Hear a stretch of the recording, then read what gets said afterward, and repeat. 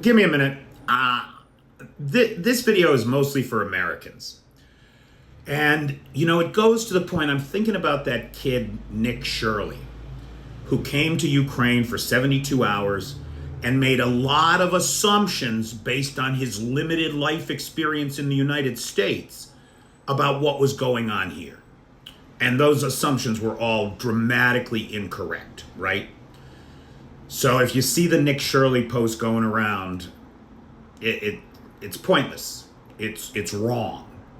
And I have a video talking about why. But here's the thing. When you live your whole life in the United States, or maybe only in one state, you definitely get used to certain things. You expect the whole world functions like your world does, and it doesn't.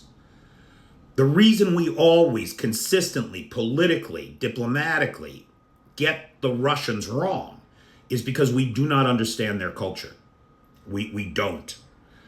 I'm starting to get a handle on it after 18 months here. But it's not the world we live in. The assumptions that we make are anathema to the Russians.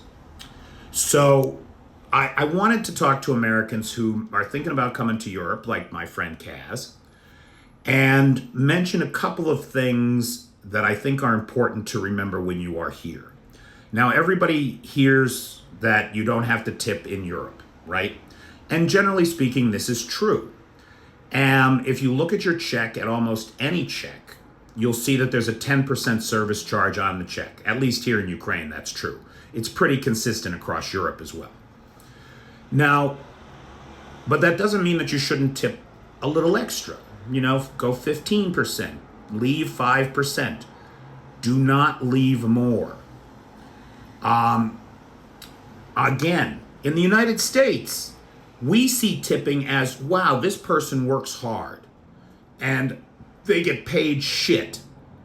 And so I'm going to take care of them, right? The service was great. I'm going to show my appreciation for their hard work. And I think that's how most people are when it comes to tipping.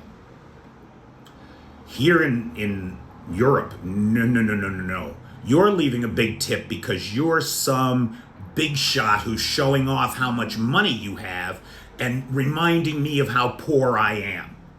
This is not a joke. We went out to dinner one time early on when I was first here in Ukraine. The bill was almost $100. And so I left a $15 tip on top of the 10% on the card, right? The guy came out of the restaurant, followed me down the street, and made me take the money back. He practically spit in my face. He was so offended. It's not a joke. They think you're pointing to them and saying, oh, this poor thing, I'll show them how rich I am. It's a cultural difference, and it's real. So just don't be extravagant. It's not going to do you any favors. The service is terrible. There's no service in Europe. Unless you go to the Michelin places. There's no service in Europe. Forget it. Do not dare ask for a custom order. If the thing on the menu says that the eggs are sunny side up, guess what? They're coming sunny side up no matter how hard you try to get them scrambled. It's not going to happen. You're gluten-free? Fuck you. Your order comes with toast? It's coming with toast. There's no sense of taking a custom order here at all. Give it up. Be happy with what's on the menu and choose appropriately, which can be extremely difficult when you're dealing with a people who will combine things like, oh, what was it the other day I saw on the menu? It was like an olive tapenade with fruit and a fish sauce. And I'm just, what? That's another thing. You're not going to get American food here, and you're certainly not going to get American portions. I mean, just eating out in Ukraine is like forced portion control. Every plate is disappointingly small. It's just the way it is. And the choices on the menu, do not be surprised. This culture is still in its cultural memory. It has the starvation economy of the World War II and pre-World War II eras. That's very much in the collective unconscious of the Ukrainian people. Holodomor is their grandparents' generation. So you'll see things on the menu you won't believe. Pig's ears, for example. Pig's ears, people love pig's ears here. Horse meat, you'll see horse. Gonzo Bar, where we do our comedy shows, has both pig's ears and horse meat on the menu at all their locations, along with lots and lots of dried and salted fish, which you see just in baskets in the stores. And so it's a different world, guys. It's a different world. And you have to adapt to that world, because you're not getting a good burger in this town. Not without going and looking for a place that serves. You have to go for a good burger. You almost have to go to a steak joint, like a place that's known as a steakhouse. Because in most places, the burger won't even be 100% beef. It'll be 50% beef, 50% pork.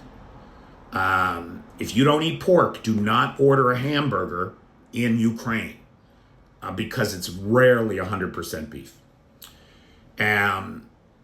Or it's these frozen patties, like the ones we used to get in high school, right, at your cafeteria. And yet somehow they're not good. I don't know what they do or what's different here, but it's hard to find a good cut of beef in Ukraine. Very hard. I'm happy to recommend a couple of steakhouses to people, like Sundak, Heat and Meat,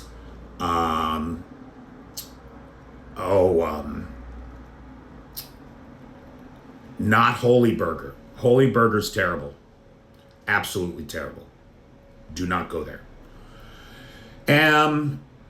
You're just not going to get American food here. There's McDonald's, but there's no Burger King in Ukraine.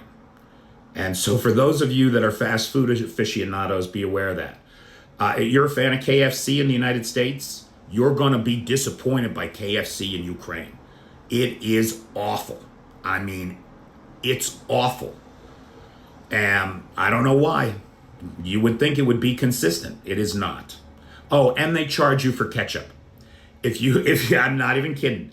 You ask for condiments in this country, for a side of mayonnaise, for a side of ketchup, for whatever, you're going to see a charge on the bill. 16 hryvnias, 20 hryvnias, something like that. This is a culture that has recently emerged from a starvation economy, and there is no consumer economy history here. The things we expect to be available in shops are not available. Shops themselves are dedicated to particular items. Like, you go into a pharmacy, the only thing you're getting in the pharmacy is medical supplies and prescriptions. That's it. There will be no cigarettes, there will be no snacks, there will be no aisle with stuffed toys in it.